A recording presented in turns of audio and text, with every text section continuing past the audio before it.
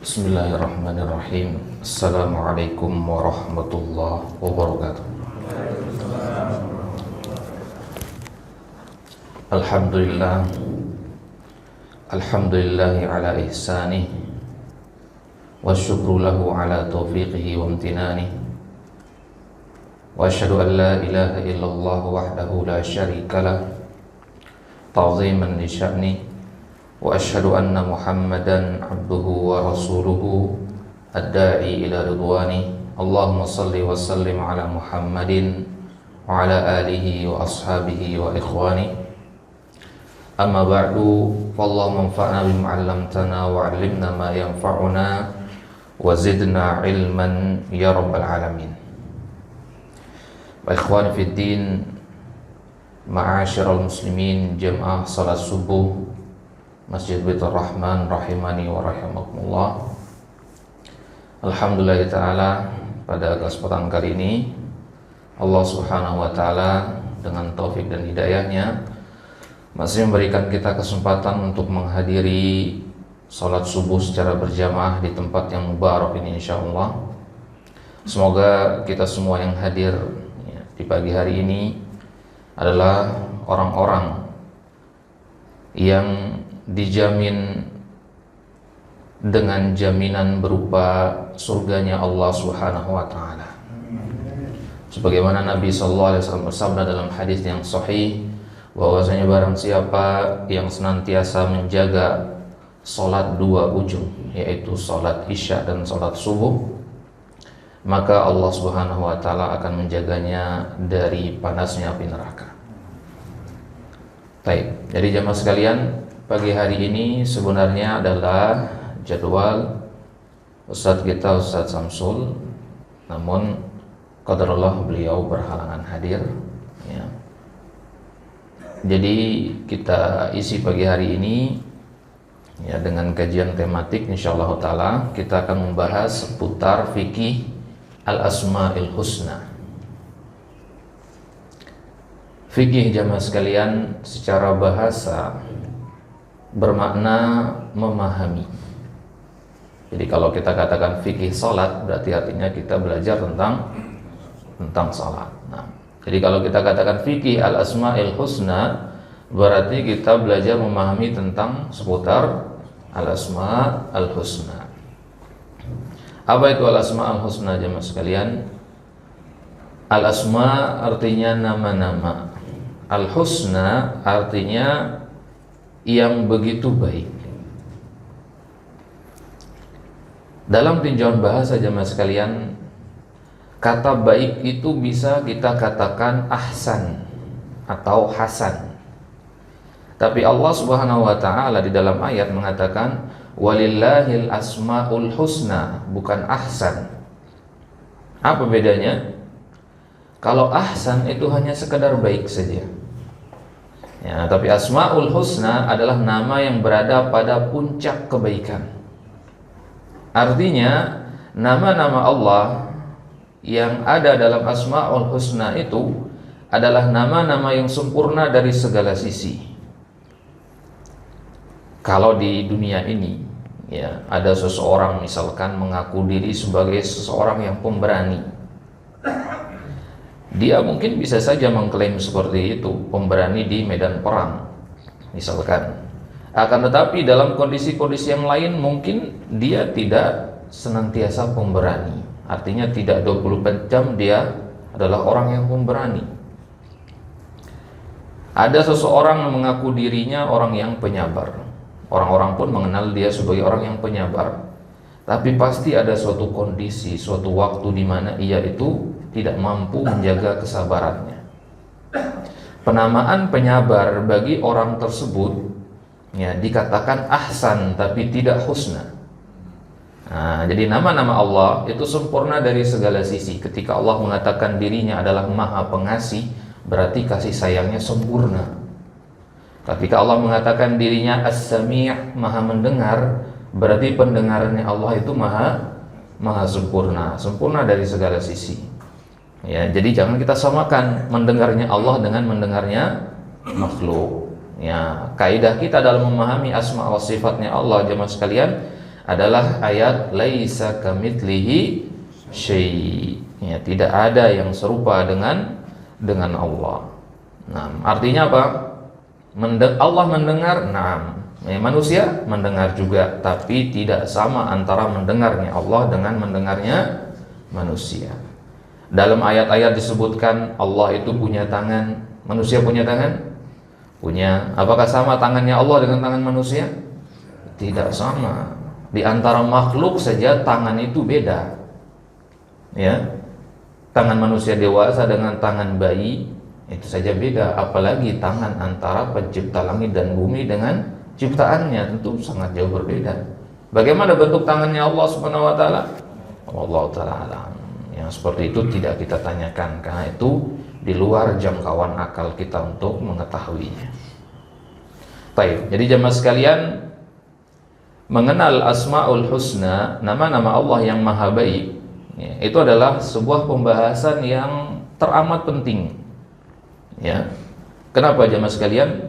Para ulama mengatakan sebuah kaidah, syaraful ilmi bi syarafil ma'lum. Kemuliaan sebuah ilmu itu dilihat dari kemuliaan objek yang dipelajarinya. Jadi sebuah ilmu itu semakin mulia jika yang dipelajari adalah sesuatu yang mulia. Maka ilmu apa yang lebih mulia daripada ilmu mengenal tentang Asmaul Husna? Karena objek yang dipelajari adalah nama-nama Allah yang maha baik. Ya, maka pembahasan seputar Asmaul Husna ini sangat penting untuk dipelajari jemaah sekalian. Ya. Nama-nama Allah yang baik ini penting untuk kita pelajari, tidak hanya kita sekedar kenal saja. Ya. Disebutkan dalam hadis bahwasanya innalillahi tis'un wa tis'ina isman man ahsaha dakhalal jannah. Allah Subhanahu wa taala memiliki 99 nama. Barang siapa yang menghitungnya maka ia masuk ke dalam surga. Para ulama ketika menafsirkan hadis ini, menjelaskan hadis ini, tidak ada satupun dari mereka yang mengatakan menghitung di situ hanya menghitung dengan angka saja. Nah, apa maksudnya menghitung nama-nama Allah di situ? Yang pertama, memahami maknanya. Apa makna dari nama-nama Allah itu? Yang kedua, memahami konsekuensi dari nama tersebut. Contoh kecil jemaah sekalian. Ya, kita tahu bahwasanya Allah itu Maha mendengar. Ya, kita pahami Maha mendengar di situ maksudnya apa? Oh, Allah Maha mendengar segala khainatul a'yun.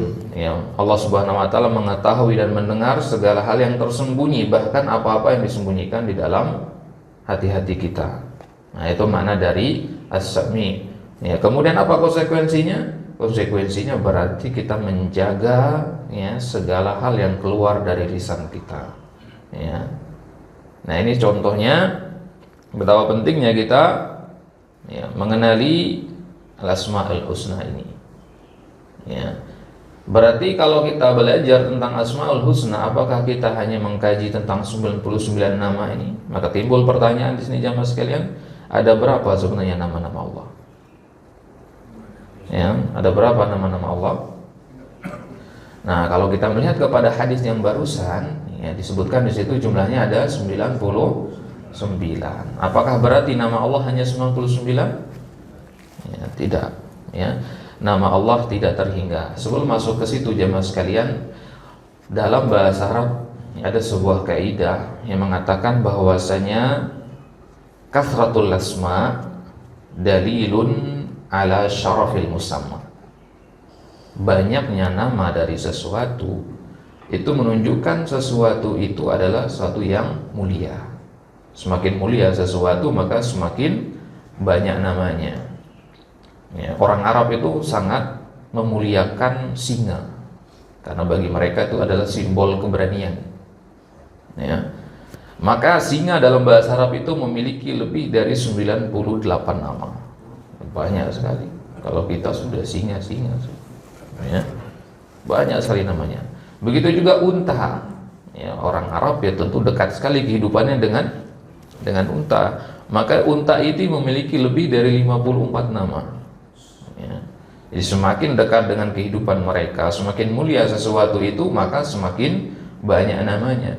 Begitu juga di zaman jahiliyah dulu, khamr, ya, mereka sangat suka dengan khamr, ya, maka nama khamr itu ada banyak sekali dan indah-indah nama khamr itu mereka buatnya. Ya, ini semakin mulia sesuatu di kalangan mereka, maka semakin banyaklah namanya. Maka Allah Subhanahu wa taala sebagai zat yang paling mulia, yang maha mulia, namanya itu tidak terbatas. Jadi nama-nama Allah itu tidak terbatas. Ini hal pertama yang perlu kita pahami tentang Asmaul Husna, bahwasanya nama Allah Subhanahu wa taala itu tidak terbatas. Ya. Adapun yang dimaksudkan dalam hadis tadi yang mengatakan bahwasanya nama Allah ada 99, itu kata para ulama, wa hadza laisa lil hasr, ini bukan untuk pembatasan. Ya. Ketika Nabi katakan Allah punya 99 nama, bukan berarti hanya 99 nama itu saja. Ya, berarti ada nama-nama Allah yang lainnya. Jadi nama-nama Allah ada yang diajarkan kepada kita, ada yang Allah simpan sendiri. Ya, makanya dalam sebuah doa Nabi SAW mengatakan, ya Allah, aku berdoa, aku menyerumu dengan nama-nama yang engkau ajarkan kepadaku dan nama-nama yang hanya engkau saja yang tahu. Ya, jadi yang diajarkan kepada Nabi, yang diajarkan melalui wahyu, disebutkan dalam Al-Quran, dalam sunnah, ya, itu tidak sebanyak nama-nama yang Allah simpan untuk dirinya sendiri. Ya. Baik. Maka pada pagi hari ini untuk mulai mengenali atau memahami sekilas saja tentunya tentang fikih al-asma'il husna, ya, kita mengkaji, kita lihat secara sekilas sebuah kitab yang berjudul Fikih al-asma'il husna yang ditulis oleh Fadilatul Syekh Abdul Razzaq Ibn Abdul Muhsin Al-Badar hafizahullah ta'ala. Nah,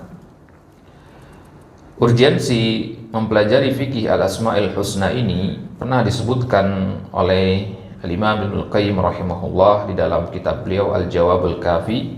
Beliau mengatakan, man arafallaha bi asma'ihi wa sifatihi ahabbahu la mahalah. Barang siapa yang mengenali Allah melalui nama-nama dan sifat-sifatnya, maka pasti dia akan mencintai Allah. Artinya jemaah sekalian, tidak mungkin kita sampai kepada level mencintai Allah sampai kita mempelajari nama-nama dan sifat-sifat Allah. Ya, kita mengenal peribahasa tak kenal maka tak sayang. Bagaimana kita mencintai Allah tapi tidak mengenali nama-nama dan sifat-sifatnya? Ya, maka semakin besar kecintaan seorang hamba kepada Allah, semakin besar juga tekadnya untuk mempelajari nama-nama dan sifat-sifat Allah. Nah, kemudian Syekh mengatakan di sini bahwasanya al-fiqh fi asma'illahil husna babun syarifun minal ilmi wa dakhala fi qaulin nabi man yuridillahu bihi khairan yufaqihu fid din. Kata beliau, mempelajari seputar asma'ul husna ini termasuk ke dalam kebaikan, ya, yang disebutkan di dalam hadis man yuridillahu bihi khairan.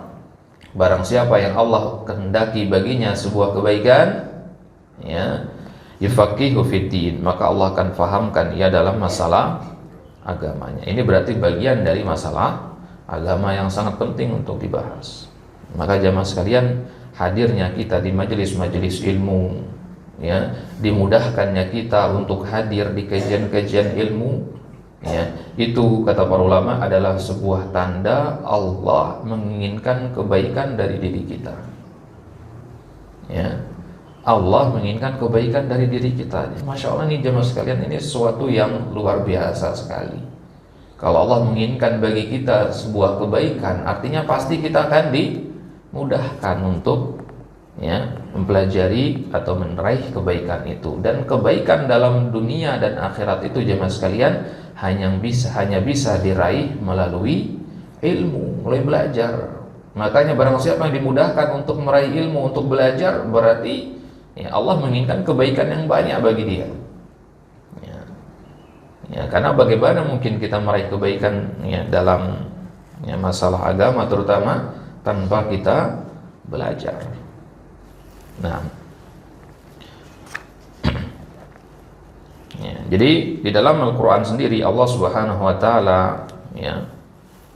berfirman, Allahul ladzi khalaqa sab'a samawatin wa minal ardi mithlahun yatanazzalul amru bainahunna lita'lamu anna Allah ala kulli syai'in qadir wa anna Allah qad ahata bi kulli syai'in ilma. Ya. Bahwasanya mempelajari al-asma'ul husna, salah satu faedahnya kita bisa memperkokoh tauhid kita. Nah, kalau tentang urgensi tauhid tentu kita semua hafal ya. Tauhid itu betapa pentingnya. Ya, bahkan kita para ulama ada banyak sekali yang membahas tentang urgensi tauhid ini. Nah, urgensi tauhid atau bagaimana kita memperkuat tauhid itu hanya bisa didapatkan dengan mempelajari al-asma'ul husna. Kita tahu tauhid itu sendiri jamaah sekalian ada berapa? Tauhid ada berapa? Ada 3. Yang pertama tauhid ar-rububiyah, atau kita kenal dengan nama tauhidul ma'rifah. Ya, tauhidul ma'rifah dan tauhid al-itsbat. Ya, ini nama lain dari tauhid rububiyah dan tauhid al-asma wa sifat. Ya, jadi ada 3 tauhid, rububiyah, uluhiyah dan asma wa sifat.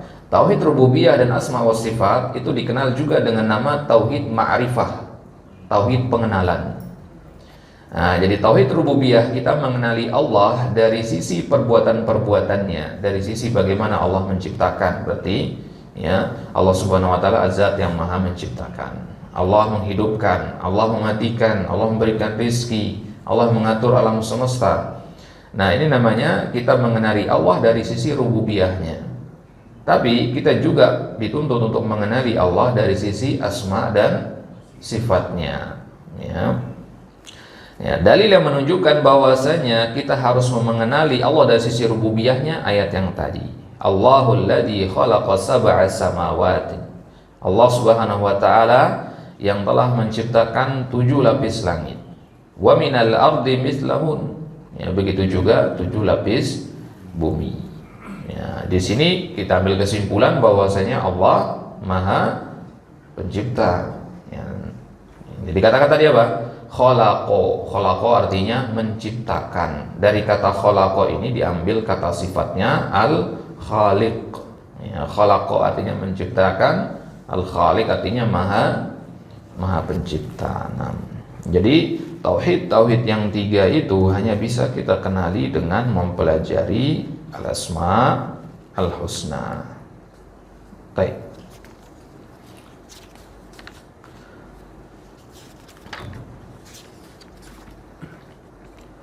Kemudian jika kita mempelajari tentang nama-nama Allah, misalkan katakanlah kita mempelajari tentang makna Ar-Rahman atau makna Ar-Rahim, ya, maka tidak cukup hanya kita melihat kepada dilalahnya, ya, dilalah itu maknanya saja, tapi juga kita dituntut untuk mengetahui iqtidanya. Ya, apa itu iqtida? Iqtida itu maknanya konsekuensinya. Ya. Ya, apa konsekuensi dari nama-nama Allah Subhanahu wa taala? Baik.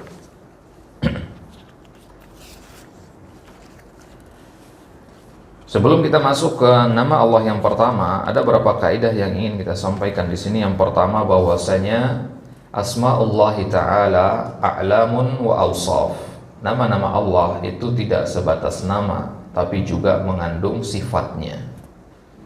Nama Allah tidak hanya sebatas nama, tapi juga mengandung sifat. Ya, ada orang yang pemarah, kemudian kita panggil dia dengan si penyabar. Ini sah-sah saja, boleh-boleh saja. Raja yang zalim, tapi karena rakyatnya takut sama dia, dipanggil dia dengan nama-nama yang baik. Ini sah-sah saja. Artinya nama itu hanya sekedar nama saja. Ya, itu kalau di dunia. Ya. Tapi kalau nama-nama Allah Subhanahu wa taala tidak hanya sekedar penamaan tapi juga mengandung sifatnya. Ar-Rahman itu mengandung sifat rahmah. Ya. Al-Malik mengandung sifat al-mulk. Ya. Kemudian As-Sami mengandung sifat As-Sama'. Jadi As-Sami artinya maha mendengar, ini nama. Ya. Sifat yang dikandungnya adalah As-Sama'. Ya, pendengaran, gitu ya. Jadi maha melihat itu nama, ya. Kemudian melihat itu sifatnya, gitu ya. Nah,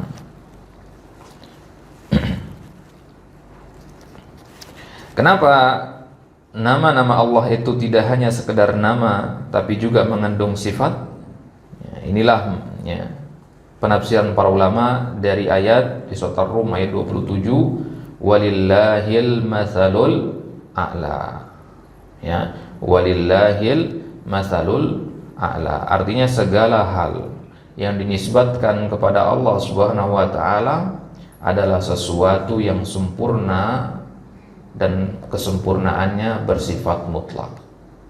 Segala sesuatu yang dinisbatkan, artinya disandarkan kepada Allah Subhanahu wa taala adalah sesuatu yang sempurna dengan kesempurnaan yang mutlak. Ya, di antara hal yang kita sandarkan kepada Allah Subhanahu wa taala adalah namanya. Ya, maka ketika kita mengatakan Allah memiliki nama ini dan nama ini, maka itu pasti adalah sesuatu yang sempurna dengan kesempurnaan yang mutlak. Nah, ya, jadi ya, ketika kita ya, atau jamaah sekalian, bisa apa tidak kita mengatakan Allah memiliki nama-nama tertentu, ya, tapi nama ini tidak ada dalam Al-Quran atau hadis, boleh apa tidak? Ya, artinya kita mengatakan Allah maha ini, maha ini. Ya, ya, berapa waktu yang lalu, ya, tenar istilah Allah itu maha keren. Ya, pernah dengar ya? Nah, ini kira-kira boleh apa tidak jemaah sekalian menisbatkan nama-nama seperti ini kepada Allah Subhanahu wa taala? Boleh apa tidak? Ya. Kata para ulama, penisbatan nama-nama yang tidak ada di dalam Al-Qur'an dan Sunnah itu tidak boleh. Ya, menisbatkan kepada Allah Subhanahu wa taala itu tidak boleh. Ya, kenapa tidak boleh jemaah sekalian? Karena menisbatkan atau penisbatan nama-nama Allah itu sifatnya tauqifi. Ya, tauqifi artinya harus pakai dalil dan bagian dari ibadah. Ya, bagian dari ibadah. Maka tidak boleh ya sembarangan kita menetapkan nama-nama yang tidak pernah Nabi tetapkan di dalam Al-Qur'an, tidak juga tidak pernah Allah Subhanahu wa taala tetapkan dalam Al-Qur'an, tidak juga Nabi kita sallallahu alaihi wasallam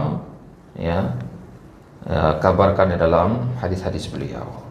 Baik. Kemudian kaidah yang kedua jemaah sekalian, bahwasanya nama-nama Allah Subhanahu wa taala ada yang mengandung 3 hal, ada juga yang mengandung 2 hal. Yang pertama yang mengandung 3 hal itu nama-nama Allah yang mengandung hal yang pertama, subut dzalikal ismi lillahi azza wa jalla. Ketika kita mendengar Allah memiliki nama Ar-Rahman, yang harus kita lakukan sebagai seorang muslim yang pertama adalah menisbatkan nama itu kepada Allah. Artinya kita meyakini itu adalah nama yang dimiliki oleh Allah. Tidak kita ingkari nama tersebut. Mengingkari satu saja dari nama-nama Allah itu merupakan pengingkaran juga terhadap tauhid al-asma wa sifat. Nah, jadi yang pertama kita tetapkan nama itu adalah nama-nama dari nama-nama Allah Subhanahu wa taala. Kemudian yang kedua, subutus sifah allati tadammanaha lillah. Kita tetapkan sifat yang dikandung oleh nama tersebut kepada Allah. Ketika kita mengatakan Ar-Rahman, berarti kita tetapkan bahwasanya sifat rahmat yang ada pada nama tersebut adalah sifat Allah Subhanahu wa taala. Karena tadi kita katakan kaidah yang pertama apa? Nama-nama Allah itu tidak hanya sekedar nama, tapi juga mengandung sifat. Baik. Jadi ketika kita mendengar Ar-Rahman, maka kita yang pertama harus tetapkan nama itu adalah nama Allah. Yang kedua, kita tetapkan bahwasanya sifat yang ada pada nama tersebut adalah sifat Allah. Kemudian yang ketiga, jemaah sekalian, subutu hukmiha wa muqtadaha. Kita tetapkan hukum yang dikandung dan konsekuensinya apa. Apa konsekuensi dari sifat Ar-Rahman misalkan? Ya. Apa konsekuensi dari sifat rahmat yang Allah miliki? Konsekuensinya berarti Allah Subhanahu wa taala tidak akan pernah berbuat zalim kepada hambanya. Wala yadhlimu rabbuka ahada. Allah tidak akan pernah berbuat zalim, karena zalim itu bertentangan dengan sifat rahmat. Ya, ini salah satu konsekuensi. Jadi dari satu nama aja mas sekalian, misalkan Ar-Rahman, dari satu nama ini saja bisa kita gali banyak sekali muqtado, banyak sekali konsekuensi dari nama tersebut. Dan ini masuk ke dalam hadis tadi, ya, barang siapa yang menghitung 99 nama maka ia masuk ke dalam surga. Ya, tidak hanya sekedar menghitungnya, menghafalkannya saja, tapi juga ya mempelajari makna-makna yang dikandungnya. Baik. Ini kelompok yang pertama jemaah sekalian. Jadi ada nama-nama Allah yang mengandung tiga hal. Tiga hal itu tadi, yang pertama apa? Penetapan nama itu kepada Allah. Yang kedua, penetapan sifat itu adalah sifatnya Allah. Yang ketiga adalah ya penetapan konsekuensinya. Baik. Jadi ketika kita membaca ayat di surat Al-Mujadilah misalkan qad sami'allahu qaulal lati tujadiluka fi zawjiha. Qad sami'allah. Ya, sungguh Allah telah mendengar. Ya. Nah, maka dari ayat ini bisa kita ambil tiga hal tadi. Yang pertama, kita tetapkan bahwasanya Allah memiliki sifat, bahwasanya Allah memiliki nama As-Sami'. Ya, diambil dari kata qad sami'a. Ya, berarti Allah memiliki sifat As-Sami'. Yang kedua, kita tetapkan sifat yang dikandung oleh nama ini, yaitu sifat as-sama', sifat pendengaran. Berarti Allah itu tidak tuli, sebagaimana keyakinannya orang Yahudi. Ya, jadi orang Yahudi itu meyakini bahwasanya di waktu-waktu tertentu Allah itu tuli, kata mereka. Ya, tulis di kitab mereka. Ya. Ya, jadi ketika orang-orang pembesar Yahudi mau berbuat ya, asusila, berbuat perbuatan yang tidak bermoral, maka mereka mengatakan, oh ya Tuhan ketika itu sedang tuli, artinya mereka tidak dihukum gara-gara itu. Ya, itu keyakinan mereka. Nah, maka Allah sebutkan dalam Al-Quran, qad sami'allah, Allah mendengar. Ya. Nah, kemudian yang ketiga tadi kita menetapkan konsekuensi dari sifat mendengar tadi. Apa sifatnya? Bahwasanya Allah ya'lamus sirra ya wa ya'lamu as-sirra wan najwa. Bahwasanya Allah Subhanahu wa taala mendengar bisikan maupun rahasia yang disembunyikan oleh setiap hamba. Ya, karena di ayat tadi dikatakan wallahu yasma'u tahawurakuma. Ya, di surat Al-Mujadilah ini kisah seorang perempuan datang menghadap Nabi mengadukan suaminya tentang masalah zihar. Ya, masalah zihar itu ketika seorang suami berkata kepada istrinya, anti ka zahri ummi, engkau itu ibaratnya seperti punggung ibuku, katanya. Ibu haram untuk digauli. Ya, maka dia mengatakan begitu kepada istrinya, ya, seolah itu adalah talak. Ya, jadi mengatakan anti ka zahri ummi. Ya, ketika dia marah dengan istrinya atau tidak ridho dengan istrinya atau sudah bosan dengan istrinya, mengatakan ucapan begitu. Nah, si perempuan ini mengadu kepada Nabi, ya Rasulullah, saya sudah melahirkan 4 anak dari dia. Ya, usia saya sudah tidak muda lagi. Kalau saya diceraikan sekarang, siapa yang memberikan saya nafkah? Ya, saya akan terlantar bersama anak-anak saya. Nah, maka diadukanlah kepada Nabi masalah zihar ini. Ketika ayat ini turun, belum ada hukumnya tentang zihar ini. Maka dengan datangnya perempuan tersebut kepada Nabi, kemudian Allah jelaskan, ya, aturan-aturan zihar itu begini. Tidak sembarangan ucapan itu bisa diucapkan dan sebagainya. Nah, ya, itu pembahasan dalam ilmu fikih, ya, fikih nikah ada masalah zihar. Baik. Nah, jadi dia tadi mengatakan wallahu yasma'u tahawurakuma. Allah mendengar ya percakapan kalian berdua. percakapan Nabi dengan perempuan tersebut yang mengadukan suaminya. Innallaha sami'un basir. Baik. Kemudian bagian yang kedua, di antara nama-nama Allah ada yang hanya mengandung dua hal saja dari tiga tadi, yaitu mengandung hal yang pertama dan hal yang kedua. Ya, yang pertama tadi apa? Penetapan nama. Yang kedua penetapan sifat. Ya, misalkan nama Allah Al-Hayyu. Allahu la ilaha illa huwal hayyu. Apa arti Al-Hayyu? Maha hidup. Maka konsekuensi dari nama ini adalah jemaah sekalian, atau apa yang harus kita lakukan ketika mengetahui nama ini? Yang pertama adalah kita tetapkan bahwasanya nama ini adalah nama dari nama-nama Allah yang husna. Kemudian yang kedua, kita tetapkan sifat yang dikandung oleh sifat Al-Hayyu, yaitu sifat Al-Hayah, bahwasanya Allah Subhanahu wa taala adalah zat yang maha hidup. Nah,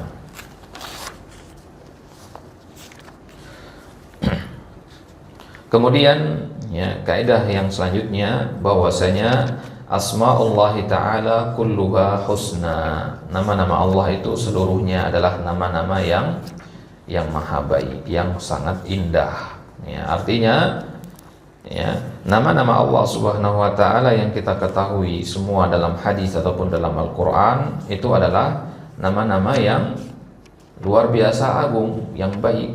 Karena di dalam ayat dikatakan walillahil asma'u al-husna, dan Allah memiliki nama-nama yang baik. Ya, artinya seluruh nama-nama itu tidak ada yang maknanya buruk. Ya. Nah, tadi kita katakan jemaah sekalian bahwasanya nama itu mengandung apa? Sifat. Berarti dari nama diambil sifat, tapi tidak kebalikannya. Tidak dari sifat diambil nama. Ya, Allah Maha Rahman diambil sifat Rahman. Ya, tidak kebalikan. Ya, contoh kebalikannya bagaimana? Ya, Allah menghukum orang kafir apa tidak? Mengazab orang kafir? Nah, ya, tapi tidak boleh kita katakan Allah Maha Pengazab. Gitu ya. Ya. Wallahu khairul makirin. Ya. Allah berbuat makar, artinya membalas tipu daya orang-orang yang ya kufar, orang-orang kafir, dibalas tipu dayanya oleh Allah. Bukan berarti kita boleh menisbatkan nama Allah Maha membalas tipu daya, tidak. Allah murka apa tidak? Murka. Dalam ayat ghairil maghdubi alaihim, ada orang-orang dimurkai oleh Allah. Berarti Allah itu punya sifat murka, tapi tidak bisa kita katakan Allah maha murka. Ya, ini perhatikannya mas sekalian. Tidak seluruhnya ya bisa dibalik seperti itu. Nah, jadi nama-nama Allah Subhanahu wa taala ya adalah nama-nama yang ya husna, ya, nama-nama yang maha baik. Baik. Kemudian kaidah selanjutnya bahwasanya asmaullahi ta'ala ghairu mahsurah. Ya, nama-nama Allah itu tidak terbatas. Nah, sebagaimana kita sampaikan tadi di doanya Nabi, ya, Nabi SAW ya, pernah dalam sebuah doa yang panjang beliau mengatakan, ya Allahumma a'udzu biridhaka min sakhatik. Kemudian di akhirnya beliau mengatakan wa a'udzubika minka la uhsi sana'an 'alaika anta kama athnaita ala nafsik. Ya, artinya bahwasanya Allah Subhanahu wa taala memiliki nama-nama pujian-pujian yang tidak Allah ajarkan kepada Nabi kita sallallahu alaihi wasallam, tidak juga kepada nabi-nabi yang lain. Nah, baik. Kemudian jemaah sekalian, kita masuk ke nama Allah yang pertama. Ya. Ya, jadi di dalam kitab fikih Al-Asmaul Husna ini disebutkan penjelasan tentang ya beberapa nama-nama Allah. Nah, kira-kira jemaah sekalian, kalau kita ingin mulai mengkaji nama-nama Allah yang banyak itu, ya, kita mulai dari nama yang pertama. Kira-kira nama yang mana? Nah, kalau kita mulai dengan nama Allah, berarti kita meyakini itulah nama yang paling baik dari nama-nama Allah yang lainnya. Nah, sekarang pertanyaannya, nama Allah yang paling baik itu yang mana? Ya, apakah Allah, apakah Rabb, ya, apakah Ar-Rahman, Ar-Rahim, atau yang mana? Nah, ya, khilaf kata para ulama di sini. Ya, ada yang mengatakan Allah, dan ini adalah pendapat jumhur. Ya, jumhur mengatakan nama Allah yang paling baik itu adalah Allah. Ya, kenapa? Ya, karena itu yang pertama kali disebutkan di dalam Al-Quran. Bismillah. Nah, Allah, ya, nama Allah, ya, kata Allah ini jamaah sekalian adalah ya, satu dari tiga pendapat. Yang pertama mengatakan Allah, yang kedua mengatakan Ar-Rabb, ya, yang ketiga mengatakan Ar-Rahman. Jadi ada ulama yang mengatakan nama Allah yang paling baik adalah Ar-Rabb, ada yang mengatakan juga Ar-Rahman. Nah, jadi di sini Syekh Abdul Razak mengawali dengan nama Allah, yaitu Allah. Allah, kata Allah itu sendiri jamaah sekalian mengandung sifat al-ilah. Jadi Allah dengan ilah itu maknanya sama. Ketika kita mengatakan la ilaha, artinya la ma'luha, ya, tidak ada sesembahan. Jadi Allah artinya sesembahan. Ya, Allah artinya sesembahan, dan nama ini adalah satu-satunya nama yang tidak boleh diberikan kepada makhluk. Tidak boleh kita menamakan anak dengan nama ini. Ya, tapi kalau Rahman, Abdul Rahman boleh, Abdullah boleh, tapi kalau Allah saja nggak boleh. Gitu ya. Menamakan anak dengan Rahman boleh nggak? Ya, Razak misalkan nggak boleh. Ya. Kita harus jadikan kata Ar-Rahman, Ar-Razzaq itu sebagai kata kedua. Abdur Razzaq, Abdur Rahman, begitu ya. Nah, jadi kalau Ar-Razzaq saja atau Rahman saja tidak boleh. Nah, maka ini perlu diperhatikan jamaah sekalian. Kita ya, kadang orang namanya sudah bagus, Abdur Rahman, dipanggilnya Rahman, gitu kan. Ya, Abdur Rahim dipanggilnya Rahim. Padahal nama aslinya sudah benar, Abdur Rahim. Ya, Abdullah artinya hamba Allah. Nah, maka tidak boleh kita panggil dengan ya potongan kata keduanya saja, itu tidak boleh. Nah, jadi nama Allah yang paling utama, yang paling mulia adalah Allah. Kenapa? Karena sifat-sifat yang lain itu berada di bawah nama ini. Ya, sifat Allah maha mendengar, maha melihat, maha pengasih, maha penyayang, dan sebagainya. Itu semua berada di bawah sifat al-ilah ini. Ya, maka ada salah seorang ya orientalis, ya orang barat, yang meneliti Al-Quran, meneliti Islam, ya tujuannya untuk mencari celah, mencari kelemahan Islam itu, untuk meruntuhkan Islam dari dalam. Ya. Ketika dia mempelajari, pertama kali dia mempelajari tentang Al-Quran, dibacalah surat Al-Fatihah di bagian pertama. Bismillahirrahmanirrahim, dibaca terjemahannya. Ya. Wah, cerdas ini yang bikin surat ini katanya. Ya. Ya. Cerdas ini yang bikin kalimat ini. Ya. Kenapa? Ya. Karena di awal kita dituntut untuk mengakui kalau dia itu sesembahan, katanya. Bismillah. Ya. Baru kemudian di ayat selanjutnya kita diminta untuk mengakui bahwasanya dia itu Ar-Rahman, Ar-Rahim, ya, maha pengasih lagi maha penyayang. Artinya jamaah sekalian, percuma atau tidak mungkin bahkan kita mengakui Allah itu maha pengasih lagi maha penyayang tapi tidak mengakuinya sebagai sesembahan. Artinya tidak mungkin seseorang masuk Islam hanya dengan sekedar mengakui Allah maha pengasih, gitu. Ya, ada juga sejarawan yang ya non muslim, ya, dia dalam bukunya, dalam karyanya, ya, itu banyak sekali pujian tentang Allah, tentang Nabi, ya, tapi tidak ada satupun pujian yang mengatakan bahwasanya Allah itu adalah sesembahan, karena konsekuensinya dia harus masuk Islam berarti. Paham itu mereka. Makanya ketika kita membaca Al-Quran Bismillahirrahmanirrahim, kita awali dengan basmalah ini, itu adalah sebuah bentuk pengakuan bahwasanya Allah adalah sesembahan kita. Artinya apapun sifat yang akan kita baca dalam Al-Quran itu adalah sifat-sifat dari sifatnya Allah Subhanahu wa taala. Ya, apapun nama-nama yang kita baca dalam Al-Quran nantinya itu adalah nama-nama Allah. Apapun perintah dan larangan dalam Al-Quran itu harus diikuti. Ya, itu konsekuensi dari kita mengawali dengan Bismillahirrahmanirrahim. Nah, maka kata Syekh di sini bahwasanya nama Allah ini, Allah atau Al-Ilah, ya, seluruh nama-nama dan sifat-sifat Allah yang lain berputar pada nama ini. ya, berkisarnya pada nama Al-Ilah ini. Ya. Baik.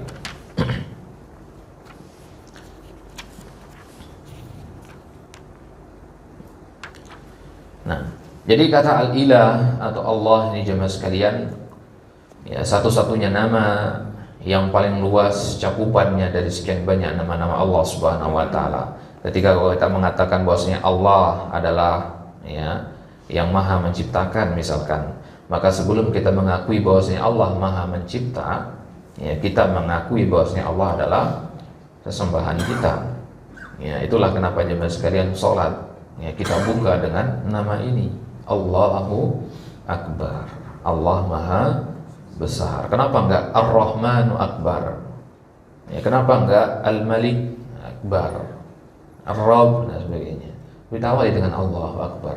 Artinya salat ini hanya boleh diperuntukkan untuk Allah saja, karena kita sudah akui Dia sebagai sesembahan kita.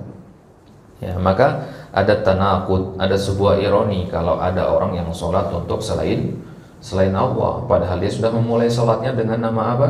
Dengan nama Allah, bukan nama Syekh Fulan bin Fulan, bukan wali Fulan bin Fulan, ya, tapi dengan nama Allah. Ya, maka pengakuan bahwasanya Allah sebagai sesembahan kemudian dibarengi dengan satu sifat Allah yaitu Akbar, Maha Besar, ini luar biasa sekali konsekuensinya. Ya, dari kata Allah tadi konsekuensinya tidak boleh sholat ini kepada selain Allah, karena dia adalah ibadah, dan ibadah tidak boleh dipalingkan kepada selain Allah. Kemudian ketika kita mengatakan Akbar, konsekuensinya adalah segala hal, ya, dari perkara-perkara dunia sebelum kita sholat itu adalah perkara-perkara yang hina di hadapan Allah. Ya, artinya ketika sudah tangan ini terangkat untuk takbiratul ihram sembari mengucapkan Allahu Akbar, segala perkara dunia itu lepas. Segala perkara dunia itu tidak ada yang lebih besar daripada Allah Subhanahu wa taala.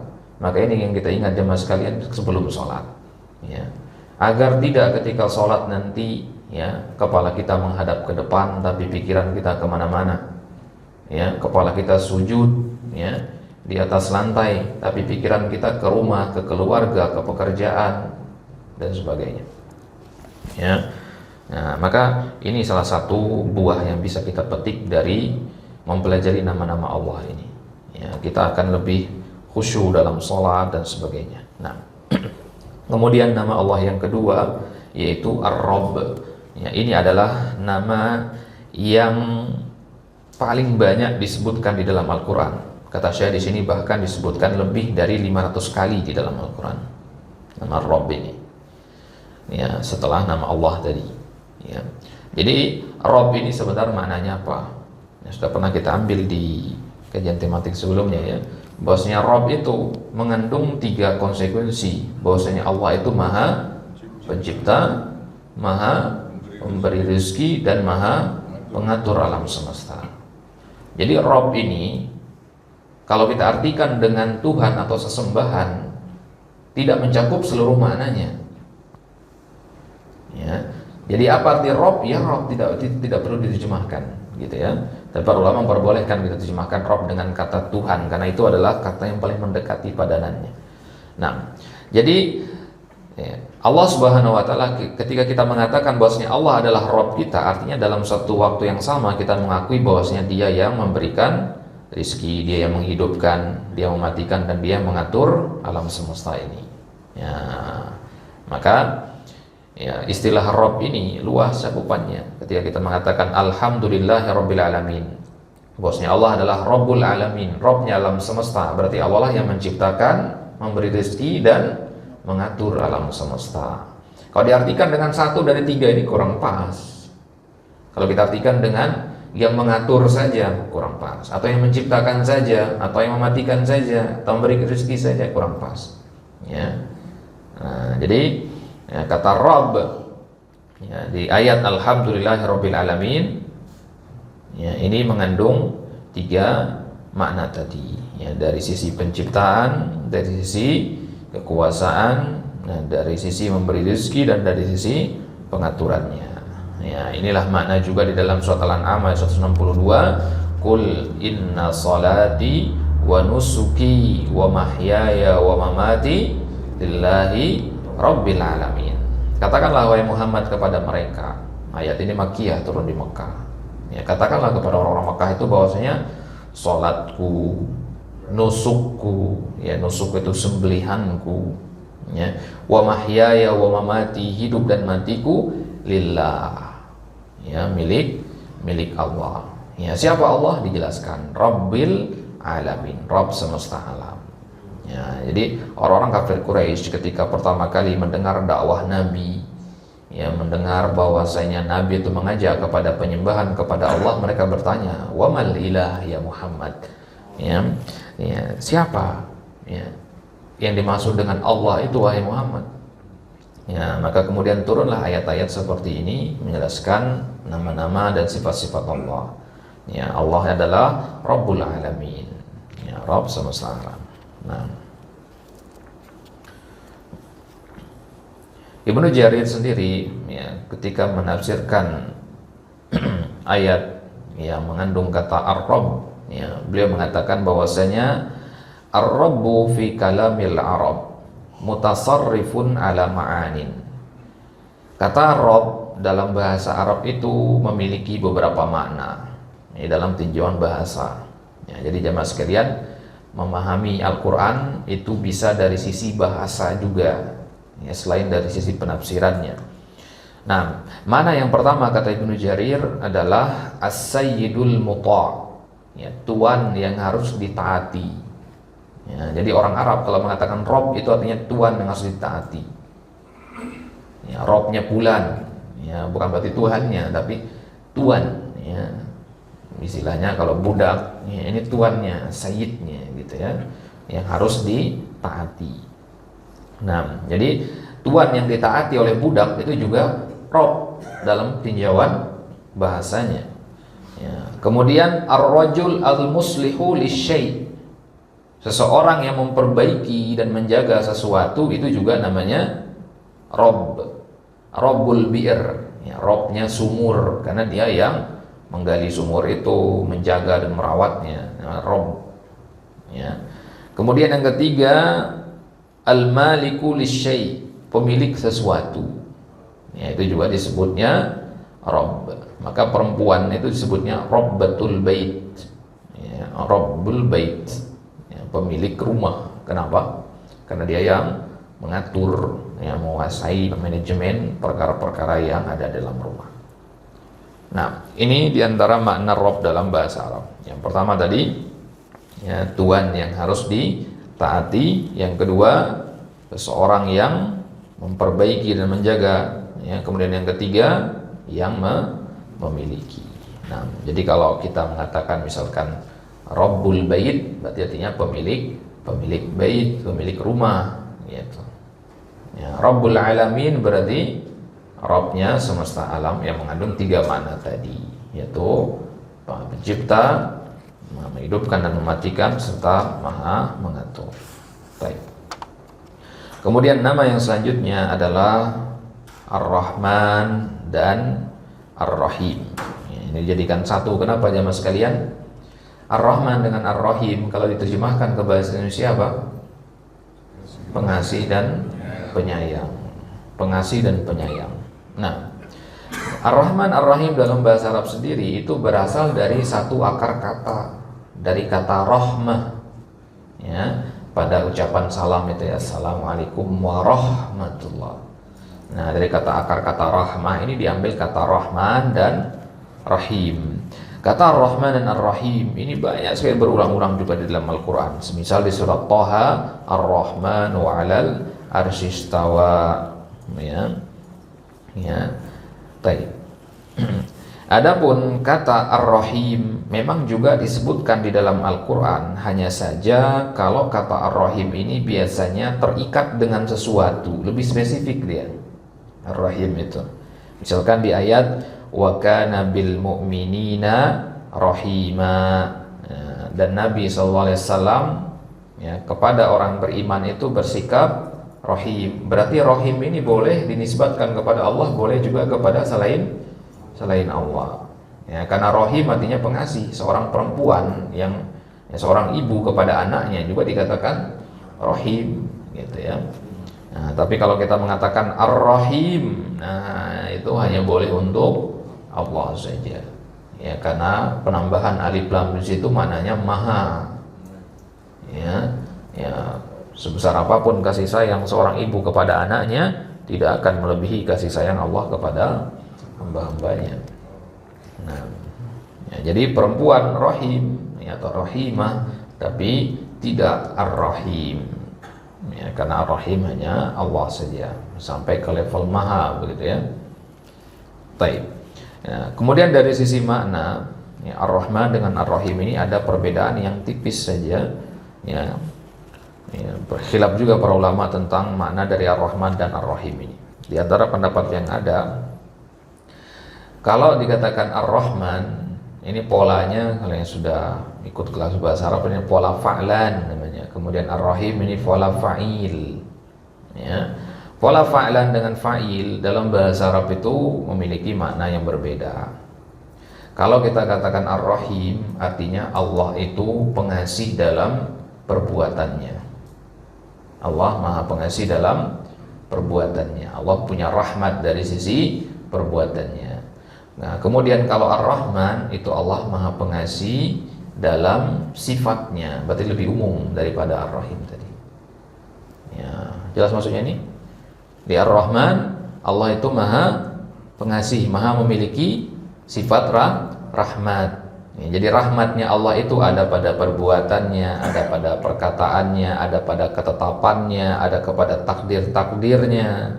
Ya, itu adalah ada rahmat di dalamnya. Turunnya Al-Quran kepada kita secara bertahap-tahap, itu bentuk rahmat Allah kepada kita, tidak turun sekaligus. Diutusnya Nabi kita SAW itu adalah bentuk rahmat Allah kepada umat ini.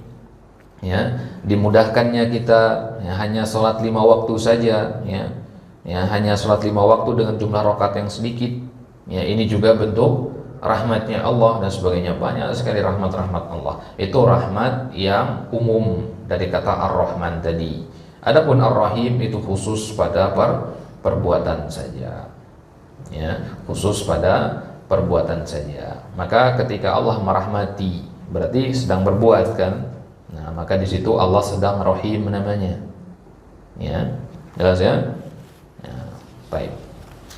Ya, ada mana-mana yang lain, yang apa namanya, pendapat-pendapat yang lain, ya, tapi tidak kita bahas sekarang karena itu akan membuka pintu yang lumayan lebar. Nah, kemudian nama yang selanjutnya adalah Al-Hayyu dan Al-Qayyum yang berada di awal dari ayat Al-Kursi. Nah, ayat Al-Kursi ini jamaah sekalian, kita semua sepakat bahwasanya dia adalah ayat yang paling mulia. Nabi mengatakan dalam hadis yang sahih, ya, ala uallimuka ya afdal ayatin fil Quran, ya, wahai para sahabatku, maukah aku ajarkan kepada kalian ayat yang paling mulia dalam Al-Quran, ya, yaitu surat Al-Baqarah ayat 255 atau kita kenal dengan nama ayat Al-Kursi. Nah, ayat Al-Kursi ini kenapa dia mulia jemaah sekalian? Karena dia mengandung banyak sekali nama-nama dan sifat-sifat Allah di dalamnya. Surat yang paling afdal surat apanya mas sekalian? Surat yang paling afdal surat apa? Surat Al-Fatihah. Nah, ayat yang paling afdal adalah ayat Al-Kursi. Kemudian ya, surat yang setara dengan sepertiga Al-Quran surat apa? Al-Ikhlas. Nah, ya, kemudian ya, surat yang dianjurkan untuk dibaca sebelum tidur selain Al-Mu'awwidzatain, surat Al-Mulk. Nah, ya, atau akhir-akhir dari surat Al-Baqarah. Nah, surat-surat ini jamaah sekalian, kenapa dia memiliki kedudukan yang lebih daripada ayat-ayat yang lain atau surat-surat yang lain? Karena dia mengandung nama-nama dan sifat-sifat Allah.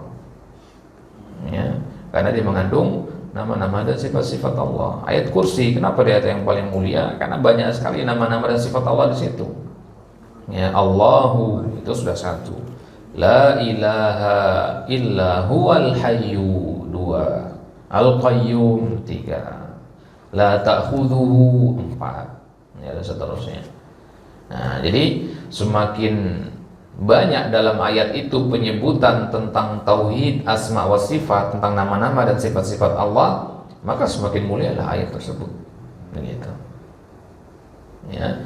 Makanya kata Syekh Abdul Razak dalam risalah beliau yang lain juga, sifat ibadur rahman, ya, gelar yang paling mulia yang bisa diraih oleh seorang hamba itu bukan doktor, profesor, bukan, tapi ketika dia bisa bergelar dengan gelar ibadur rahman, ya, hambanya ar-Rahman. Kenapa? Karena di situ digandeng antara nama Allah dengan nama hamba. Ya. Ya, jadi ketika kita penyandaran kepada sesuatu yang mulia akan memberikan kemuliaan kepada sesuatu tersebut. Gitu ya. Ya, presiden ya adalah orang yang terhormat di mata masyarakatnya. Ya, maka ketika ada orang menyandarkan dirinya kepada presiden, maka orang pun akan hormat kepada dia. Nah, ajudannya presiden, ya, orang hormat sama dia. Ya, ya, keluarganya presiden, ya, orang segan sama dia. Gitu. Ya, sekarang bagaimana kalau hambanya Allah? Ini penisbatannya kepada Rabb semesta alam langsung ini. Nah, maka dalam Al-Quran di akhir-akhir surat Al-Furqan, wa ibadur rahman, ya, dan hamba-hamba ar-Rahman, disebutkan karakteristiknya di situ. Hamba-hamba ar-Rahman itu begini sifatnya. Nah, artinya ya, gelar-gelar dunia itu tidak ada bandingannya jika dibandingkan dengan ya, gelar yang dinisbatkan dan disandarkan kepada Allah Subhanahu wa taala, wa ibadur rahman. Nah, ini adalah gelar yang paling mulia yang bisa diraih oleh seorang hamba. Baik. Maka al-hayyu maknanya jemaah sekalian dari sifat al-haya, artinya maha hidup. Allahu la ilaha illa huwa al-hayyu. Nah, al-hayyu artinya maha hidup. Kemudian al-qayyum artinya maha berdiri sendiri. Ya, maha berdiri sendiri artinya berarti Allah Subhanahu wa taala tidak butuh kepada makhluknya. Nah, baik. Jadi manusia, makhluk hidup juga punya sifat al-haya. Ya kan? Manusia juga punya sifat al-haya. Ya, lantas apa bedanya hayahnya Allah dengan hayahnya makhluk? Nah, kalau hayahnya manusia ada limitnya, ada batasannya, ada jatahnya. Ya, sebagaimana disampaikan dalam khutbah kemarin, a'maru ummati baina sittin wa sab'in wa qallaman juzu dari. Ya, umur umatku kata Nabi itu antara 60 sampai 70. Jarang ada yang lewat segitu. Nah, berarti manusia itu punya jatah umurnya. Ya, sedangkan Allah Subhanahu wa taala maha hidup. Ya, kullu syai'in halikun illa wajha. Ya, segala sesuatu itu pasti akan binasa kecuali wajah Allah, kecuali Allah saja, ya. Ya, kullu man 'alaiha fan wa yabqa wajhu rabbika dzul jalali wal ikram. Nah, segala sesuatu yang ada di atas permukaan bumi ini maupun yang ada di atas langit sana, ya, selain Allah Subhanahu wa taala akan akan fana, akan hilang, akan binasa. Ya, yang tersisa hanyalah wajhu rabbika dzul jalali wal ikram. Nah, jadi ketika di awal ayat Al-Kursi dikatakan Allahu la ilaha illa huwal hayyu al-qayyum. Al-hayyu itu mengandung sifat az-zat, sifat zatnya Allah. Kemudian al-qayyum itu sifat perbuatan. Jadi al-hayyu itu adalah seluruh sifat yang berkaitan dengan zat-zat Allah masuk ke situ. Allah maha mendengar, Allah maha melihat, ya, Allah maha memberi rezeki, itu masuk ke dalam sifat al-hayyu. Karena bagaimana mungkin kita mengatakan Allah maha mendengar tapi dia tidak maha hidup? Ya, apa maksudnya ya? Ya, maka kata al-hayyu ini ya mewakili seluruh sifat-sifat Allah yang berkaitan dengan zatnya. Ya, sifat itu ada dua, ya, sifat zat dan sifat perbuatan. Nah, sifat zatnya Allah itu yang berkaitan dengan diri Allah, maha mendengar, maha melihat dan sebagainya. Itu ada sifat zat Allah. Maka seluruh sifat zat Allah tadi dikandung oleh nama Al-Hayyu. Kemudian Al-Qayyum, seluruh sifat perbuatan Allah, artinya segala jenis perbuatan yang Allah lakukan itu masuk ke dalam Al-Qayyum. Nah, baik. Jadi ketika di awal ayat disampaikan Allahu la ilaha illa huwal hayyul qayyum, lantas mana nama-nama dan sifat-sifat Allah yang lain? Semua ada dalam Al-Hayyu dan Al-Qayyum. Itulah kenapa ayat kursi ini mulia. Kenapa? Karena satu ayat itu sama saja kita dengan membaca seluruh nama-nama dan sifat-sifat Allah di situ. Karena nama-nama dan sifat Allah kan ada yang zat, ada yang perbuatan. Nah, zat itu ada pada Al-Hayyu, perbuatan itu ada pada Al-Qayyum. Nah, Taib. Ibnu Qayyim sendiri mengatakan di dalam kitab beliau As-Sawa'iq Al-Mursalah mengatakan Ismullahil a'zam fi hataini al-ayatain. Ya, nama Allah yang paling a'zam kata beliau, yang paling mulia itu ada pada dua ayat, yaitu ayat Al-Kursi dan awal dari surat Ali Imran. Ya, yaitu dikata Al-Hayyu juga ya. Nama Al-Hayyu ini adalah nama yang paling mulia kata beliau. Kenapa? Lishtimalihima ala sifatil hayah al-mutadamminah li jami'is sifat wa sifatil qayyumiyah al-mutadamminah li jami'il af'al. Kenapa Al-Hayyu itu nama yang paling mulia kata Ibnu Qayyim? Ya, karena Al-Hayyu ini mengandung seluruh sifat zat Allah Subhanahu wa taala, dan sifat Al-Qayyum, kata nama Al-Qayyum mengandung seluruh sifat perbuatan. Nah, itulah kenapa dua nama ini adalah nama yang paling agung. Nah, jadi di dalam Sahih Ibnu Hibban disebutkan dari hadis Anas bin Malik bahwasanya suatu ketika ada seorang sahabat yang berdoa, yang bikin doa. Kalau zaman Nabi boleh bikin doa ya, karena ada yang mengkonfirmasinya Nabi masih hidup ya. Jadi ada seorang sahabat ini berdoa dengan mengatakan Allahumma inni as'aluka bi anna lakal hamdu la ilaha illa antal mannan badi'us samawati wal ard ya dzal jalali wal ikram ya hayyu ya qayyum. Sering kita dengar ini ya. Di antara sering menyampaikan Ustaz Abdul Bar ya. Muqaddimah beliau sering menyampaikan ini. Allahumma inni as'aluka bi anna lakal hamd la ilaha illa antal mannan badi'us samawati wal ard ya dzal jalali wal ikram ya hayyu ya qayyum. Nabi sekilas dengar doa ini. Kemudian Nabi bilang dipanggil lagi sahabat tadi mengatakan laqad da'allaha bismil a'zam. Sungguh dia ini telah berdoa kepada Allah dengan namanya yang paling mulia. Alladzi idza du'iya bihi ajaba wa idza su'ila bihi a'ta. Itu sebuah nama yang jika Allah dipanggil dengan nama ini pasti Allah akan mengijabahnya. Jika ada seorang hamba meminta kepada Allah dengan nama tadi pasti akan dikabulkan. Nabi sendiri yang bilang begitu. Dengan nama apa tadi di doa tadi? Ya Hayyu ya Qayyum. Maka di antara doa juga zikir ya Hayyu ya Qayyum bi rahmatika astaghits. Zikir pagi petang itu luar biasa kandungannya ya, zikir pagi petang ini. Banyak sekali nama-nama dan sifat-sifat Allah yang agung di situ. Nah, jadi Nabi SAW ketika tertimpa suatu musibah dalam kondisi darurat, beliau beristighosah kepada Allah dengan kalimat tadi, ya Hayyu ya Qayyum bi rahmatika astaghits. Kenapa tidak menggunakan nama Allah yang lain, tapi ya Hayyu ya Qayyum? Itu tujuannya adalah untuk mewakili seluruh nama-nama yang lain. Jadi kan dalam kondisi darurat nggak mungkin ada waktu kita untuk menyebut seluruh nama Allah yang kita ketahui, begitu kan? Ya Ar-Rahman, Ya Ar-Rahim, Al-Malik, Al-Qudus, As-Salam, Al-Mu'min.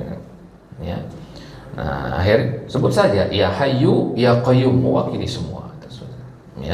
Mewakili seluruh nama-nama dan sifat-sifat Allah yang ada. Nah, jadi doa tadi Allahumma inni as'aluka bi anna lakal hamd disampaikan oleh seorang sahabat tadi. Kenapa dikatakan itu adalah pembuka doa yang paling agung? Karena mengandung dua nama tadi, ya Hayyu ya Qayyum. Maka jamaah sekalian, ketika berdoa tentu kita banyak hal yang kita minta kepada Allah. Kalau kita sedang rezeki tidak lancar, kita minta kelancaran rezeki. Ketika kita sedang sakit, kita minta kesembuhan. Itu yang kita minta dalam doa-doa kita. Dan perhatikan fikih dalam berdoa jemaah sekalian, bahwasanya hendaknya kita menyeru Allah sesuai dengan ya apa yang ingin kita minta kepada Allah. Ya, kalau kita sedang kurang rezeki misalkan, ya kita panggil dengan nama-nama yang ada kaitannya dengan Maha Pemberi rezeki. Ya Ar-Razzaq misalkan. Ya Al-Mannan, ya Al-Wahhab, berarti yang Maha Pemberi. Ya, yang Maha Pemberi. Ya, kata Imam Ibnu Qayyim dalam kitab Al-Jawabul Kafi, dengan cara seperti ini, kata beliau, ini adalah cara paling cerdas ya, agar Allah cepat mengabulkan doa kita. Ya, jadi berdoa jemaah sekalian tidak langsung kita angkat tangan, ya Allah aku minta ini dan ini, tidak. Ya, kalau kita mau minta sama kepala desa misalnya atau orang yang jabatannya tinggi kan, kita nggak datang ke rumah langsung bilang saya mau ini kan, saya ada mukadimahnya dulu kan. Ya, maka berdoa kepada Allah juga ada fikihnya, ada aturannya agar doa itu dikabulkan. Ya, jadi jemaah sekalian, ya, kadang kita sudah berdoa ya lama tapi kok tidak kunjung dikabulkan. Ya, bisa jadi fikih itu yang kurang. Maka kita pelajari ini cara berdoa yang benar itu bagaimana. Ya, bukan masalah pada doanya, bukan masalah pada ya, kandungan doanya, tapi bisa jadi masalahnya adalah pada kita yang berdoa. Ya. Nah, ya, maka ya jemaah sekalian, suatu ketika di zaman Nabi pernah ceritakan bahwasanya ada seorang laki-laki yang sedang dalam kondisi safar, yang mana orang lagi safar itu doanya makbul ya. Orang lagi safar itu doanya makbul. Kemudian rambutnya aut-autan sampai berdebu rambutnya, acak-acakan, pakaiannya compang-camping ya.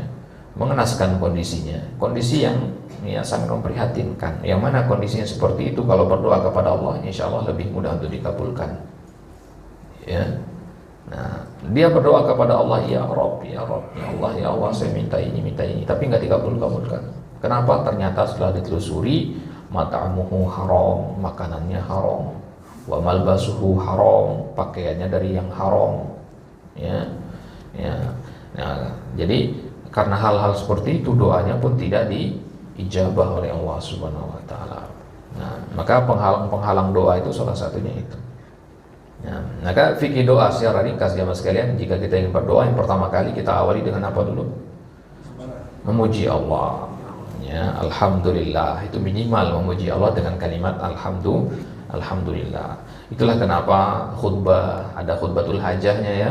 Innal hamdalillah nahmaduhu. Ya, karena apa yang akan disampaikan itu nanti kita berharap kita ambil faidah dari situ, ada doa di situ. Ya. Di khutbah itu sebenarnya adalah doa, rangkaian doa di situ. Ya. Karena doa itu adalah mukhul ibadah kata Nabi. Ya, otaknya ibadah itu doa. Seluruh ibadah itu intinya adalah pada doanya. Salat, ya, salat secara bahasa saja doa artinya. Ya. Nah, ya. Jadi artinya ya, ibadah-ibadah apa yang kita lakukan itu sebenarnya adalah mengandung doa di dalamnya. Jadi yang pertama kita selalu ya kita puji Allah dengan minimal alhamdulillah. Kemudian yang kedua apa? Nah, kita berselawat kepada Nabi sallallahu alaihi wasallam. Ya. Kenapa harus berselawat kepada Nabi? Kan yang mengabulkan Allah. Ya. Kenapa jemaah sekalian? Yang pertama karena Allah yang memerintahkan begitu. Ya. Dalam ayat innallaha wa malaikatahu yusholluna 'alan nabi. Allah dan para malaikat saja berselawat atas nabi, apalagi kita sebagai hamba. Ya, tentu beda antara selawatnya Allah dengan selawatnya makhluk ya. Nah, ya kemudian ya, jadi selawat ini adalah merupakan bentuk syukur kita karena nabi yang mengajarkan kita Islam. Ya, nabi yang mengajarkan kita tauhid, yang mengajarkan kita apa itu syirik sehingga kita tidak melakukannya, mengajarkan kita itu apa itu bid'ah sehingga kita tidak terjatuh kepadanya dan sebagainya. Maka besar sekali jasa Nabi kepada kita semua. Ya, maka seluruh ibadah yang kita lakukan jemaah sekalian, Nabi dapat bagian pahala nggak kira-kira dari situ? Dapat. Ya. Nabi dapat pahala dari ibadah-ibadah yang kita kerjakan tanpa mengurangi pahala kita yang melakukannya. Ya, maka tentu ya membayangkan ya betapa banyak kaum muslimin yang beribadah setiap waktunya tidak putus-putusnya, itu semua ya setelah izin dari Allah, ya, juga karena dakwahnya Nabi SAW. Nah, jadi yang kedua adalah bersolawat atas Nabi. Kemudian yang ketiga apa aja mas kalian? Ya, setelah kita alhamdulillah wassalatu wassalamu ala rasulillah, yang ketiga apa? Yang pertama adalah kita minta perlindungan dari azab kubur. Ya, bagaimana minta perlindungan dari azab kubur? Salah satu doa yang sering dibaca adalah Allahumma inni a'udzubika min azabil qabri wa min azabin nar wa min fitnatil mahya wal mamat wa min fitnatil masihid dajjal. Nah, kita minta perlindungan dari 4 hal ini. Ya, kita minta perlindungan dari 4 hal ini, baru kemudian setelah itu apa? Kita beristighfar. Ya, minta ampunan. Istighfar itu artinya minta ampun. Ya, nah, kalimat minta ampun itu bagaimana? Allahumma gfir li. Itu paling ringkasnya ya, atau Rabbi gfir li, atau astaghfirullah. Ini kalimat-kalimat istighfar. Nah, ya, kemudian setelah minta ampunan kepada Allah, itu ampunan ini kita mintakan juga untuk orang-orang terdekat kita, gitu ya, terutama orang tua. Maka doa yang Nabi ajarkan, Rabbi gfirli, ampuni saya, wali daya, orang tua saya. Nah, itu ya. Jadi orang tua punya hak yang besar dari diri kita. Ya, maka bentuk balas jasa kita adalah dengan mendoakan mereka, hidup ataupun mati. Ya, kita doakan dengan Rabbi gfirli itu. Jadi sebelum kita minta, ya Allah lancarkan rezeki saya, ya Allah panjangkan umur saya, ya Allah berikan saya kesehatan, ya kita doakan dulu kedua orang tua kita. Baru setelah itu, setelah ya alhamdulillah, kemudian sholawat, ya kemudian tadi minta perlindungan dari 4 hal, ya kemudian beristighfar untuk diri sendiri dan orang tua, baru kita masuk ke dalam doanya. Ya, sebutkan permohonan kita apa. Ya, boleh nggak dengan bahasa Indonesia aja mas kalian kalau nggak tahu bahasa Arabnya? Boleh. Ya, Allah memahami seluruh bahasa. Ya, jadi boleh dengan bahasa Indonesia. Tapi kalau dalam sholat, ya, tidak dianjurkan. Ya, tidak dianjurkan kalau dalam sholat dengan bahasa selain bahasa Arab. Ya, kalau dalam sholat, misalkan sholat malam atau lagi ya sujud, ya di dalam sujud itu dipersilahkan kita untuk memperbanyak ya, doa, karena itu adalah kondisi kita paling dekat dengan Allah. Maka di situ kita perbanyak berdoa. Nah, ya, doa apa saja yang kita gunakan atau yang kita baca ketika sedang sujud? Ya doa-doa yang kita hafalkan dari sunnah. Ya, minimal kita baca Rabbana atina fid dunya hasanah wa fil akhirati hasanah wa qina adzabannar. Doa ini kita kenal dengan nama doa sapu jagat. Ya, kenapa? Karena luas sekali cakupannya. Ya, Rabbana atina fid dunya hasanah. Ya Allah berikanlah bagi kami di dunia ini hasanah. Apa itu hasanah? Kebaikan. Ya, kebaikan di dunia itu apa saja bentuknya? Sehat, panjang umur, kemudian rezeki lancar, urusan dipermudah. Ini kan kebaikan di dunia ya. Ya, kemudian kebaikan di akhirat apa? Diselamatkan dari azab kubur, ya dimudahkan untuk meniti sirat, ya. Ya, kemudian dibebaskan dari azab neraka dan sebagainya. Ya, itu kebaikan di akhirat.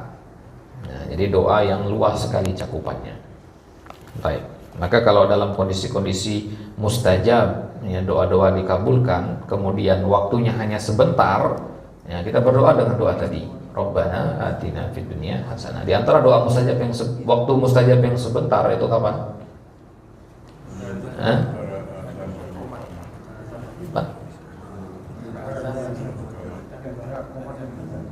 Ketika? Antara azan dan iqamah. Nah, kalau azan dan iqamah lumayan panjang. Azan dan iqamah lumayan panjang. Ya, bisa kita berdoa banyak di situ. Yang paling singkat apa? Duduknya khatib ketika antara khutbah 1 dan khutbah kedua. Itu kan singkat sekali ya. Enggak nyampe 1 menit itu. Nah, ya, maka di antara fikih kalau jadi khatib adalah ya hendaknya kita di situ memberikan waktu jamaah untuk berdoa minimal dengan Rabbana atina fid dunya. Gitu. Ya. Nah, jadi jangan terlalu cepat naik lagi gitu ya. Berikan kesempatan untuk ya, jamaah berdoa di situ. Baik, sudah habis waktu. Baik, ya ini Pak yang bisa kita sampaikan, insyaallah taala ya, ya di kesempatan selanjutnya kita akan sambung dengan nama-nama yang lain ya. Kenapa? Baik, ya mungkin kita buka sesi tanya jawab. Jika ada yang ya, bagi pertanyaan kita persilakan. Nah, silakan. Kita menisbatkan perkataan maha kepada makhluk. Menisbatkan perkataan Maha. Tadi kan kepada Allah. Ini kepada makhluk boleh. Ada yang boleh. Baik. Menisbatkan nama atau kata maha itu kepada makhluk itu secara mutlak hukumnya tidak boleh. Ya. Ya. Tapi kalau misalnya kita mau bilang Fir'aun itu maha zalim, boleh enggak? Baik. Jadi penisbatan itu hanya penisbatan yang sampai ke tahap i'tiqad, keyakinan. Nah, kalau kita mengatakan Allah Maha Pemurah, ini namanya penisbatan i'tiqad. Ya, karena kita juga disertai dengan keyakinan. Ya, apa namanya? Fir'aun Maha Zalim misalkan. Boleh-boleh saja seperti itu. Ya. Boleh-boleh saja karena itu tidak disertai dengan i'tiqad. Ya. Ya, kalau kita katakan Firaun Maha Zalim, itu tidak menafikan ada orang lain yang lebih zalim dari dia, begitu maksudnya. Nah, jadi boleh-boleh saja. Cuman ada satu istilah yang tidak diperbolehkan oleh para ulama, yaitu istilah Maharaja. Ya, raja di raja. Ya, ini pernah dengar ya? Ya, ini tidak boleh. Ya, ada beberapa ulama yang ngasih keringanan dalam kata ini, tapi pendapat yang rajih insyaallah adalah tidak boleh bilang maharaja, raja di raja, malikul mulk, ya itu tidak boleh. Nah, Allah taala. Kan istilah maha itu sendiri adalah konsekuensi dari kalimat al-husna itu. Ya, al-husna itu bukan sekadar baik tapi maha baik. Nah, jadi seluruh nama Allah itu mengandung kata maha di depannya kalau dalam bahasa Indonesia ya. Karena maha itu adalah puncak keindahan. Ya. Baik, Allah taala alam. Baik. Silakan pertanyaan yang kedua. Ya, silakan Pak. Waalaikumsalam warahmatullahi wabarakatuh. Kita sering mendengar ya, utamanya mohon maaf ini mungkin Jawa ya, itu sering sekali disebutnya Gusti Allah. Makna Gusti Allah itu apakah dibolehkan Pak?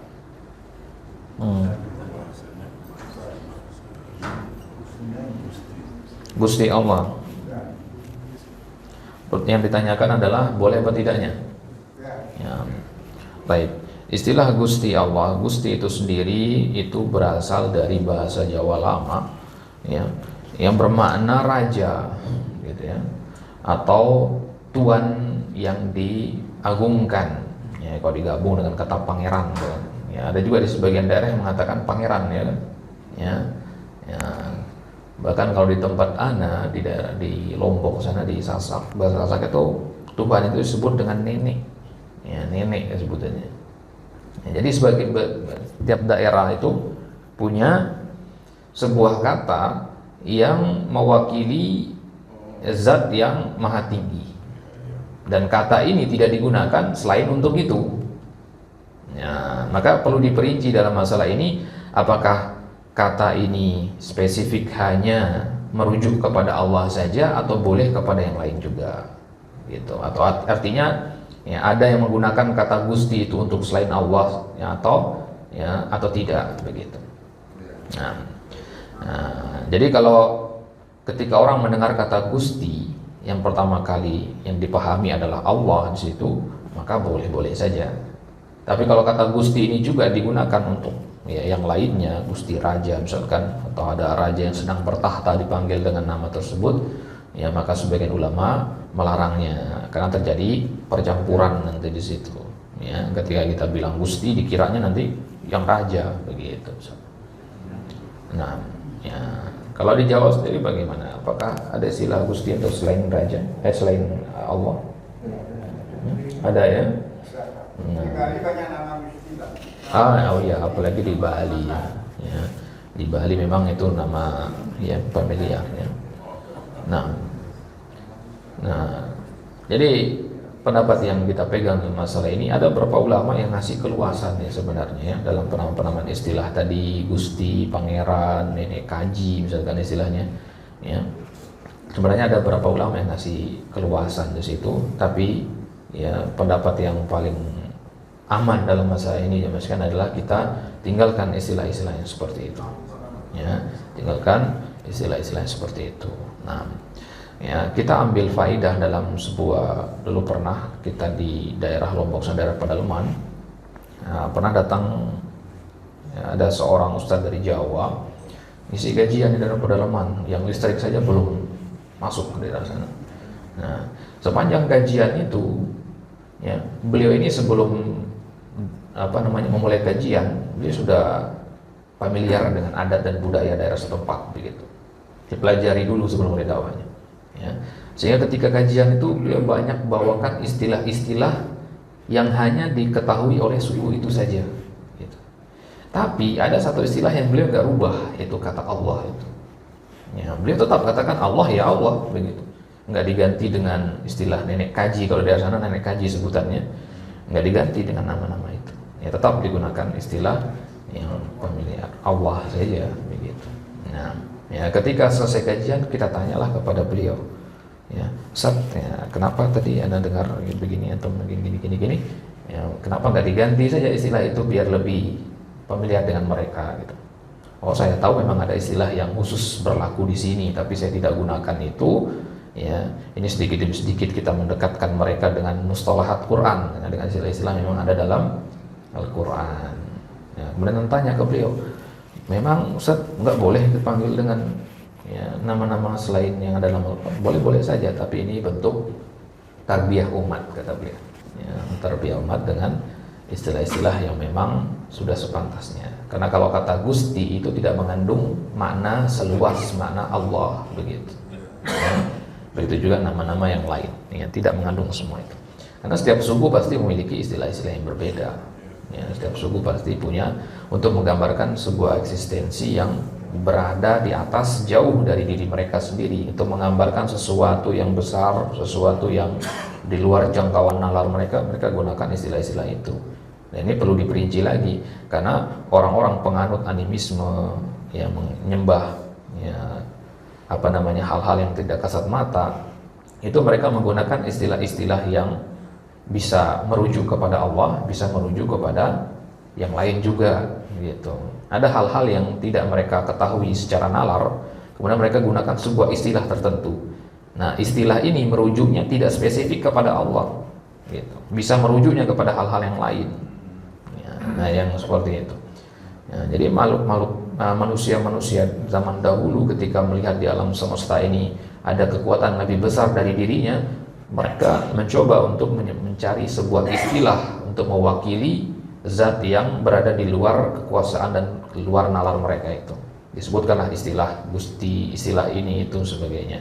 Nah, kalau istilah Gusti itu hanya merujuk kepada Allah, silahkan, tidak masalah. Tapi kalau merujuk juga kepada yang lain, istilahnya supreme being ya, kepada hal-hal lain ya, hal-hal yang luar biasa yang lainnya selain Allah, maka lebih baik dihindari. Nah, Allah Ta'ala alam.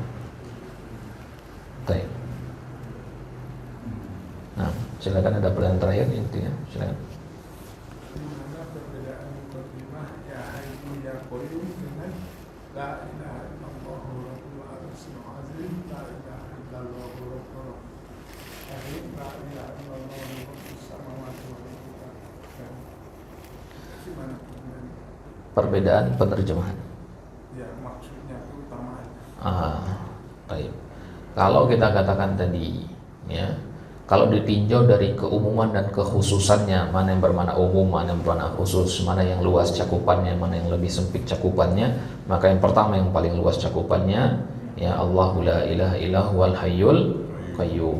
Kemudian kalimat la ilaha illallah itu penisbatan akan tauhid, ya, penetapan tauhid dalam kalimat la ilaha illallah. Jadi kalau kita mengatakan ya hayyu ya qayyum, tidak ada makna ya meniadakan sembahan selain Allah, tidak ada di situ.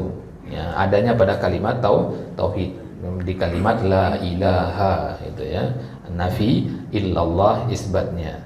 Nah, kemudian ya Rabbul Arsyil Azim, di situ penetapan salah satu dari sifat Allah bahwasanya Allah itu menguasai arsy.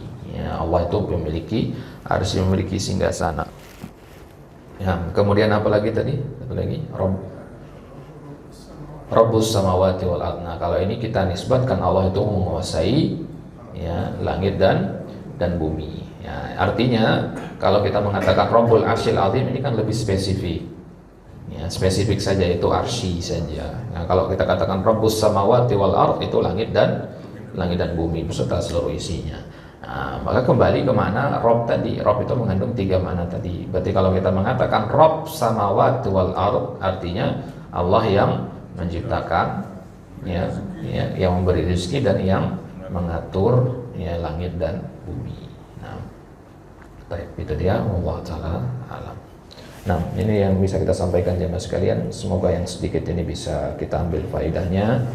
Ya, semoga Allah Subhanahu wa taala senantiasa memberikan taufik dan hidayah kepada kita semua untuk terus belajar jemaah sekalian ya. Ya, terus mendatangi kajian-kajian ilmu dimanapun itu, belajar dari sarana apapun itu, entah online ataupun offline. Ya, batasan umur tidak ada dalam belajar jemaah sekalian. Thalabul ilmi faridatun ala kulli muslim wa muslimah. Belajar itu kewajiban atas setiap muslim dan muslimah. Kita tidak dituntut untuk menjadi seorang ustadz, menjadi seorang alim ulama, menjadi ahli dalam bidang agama. Tidak. Yang dituntut adalah kita untuk terus belajar. Ya. Maka jamaah sekalian jangan ya pernah bosan untuk menghadiri majelis-majelis ilmu, untuk mempelajari ya agama ini, karena ya tidak akan mungkin kita bisa menjadi hamba yang baik tanpa mempelajari agama ini juga dengan baik. Ya, wallahul muwaffiq ila sabilir rasyad. Semoga Allah Subhanahu wa taala memberikan kita taufik ya, untuk senantiasa berusaha menjadi hamba-hamba Allah yang baik. Wassallallahu ala nabiyyina Muhammadin wa ala alihi wa sahbihi wasallam. Wa akhiru da'wana alhamdulillahirabbil alamin. Kita tutup dengan doa kafaratul majlis. Subhanakallahumma wa bihamdika asyhadu an la ilaha illa anta astaghfiruka wa atubu ilaik. Wassalamualaikum warahmatullahi wabarakatuh.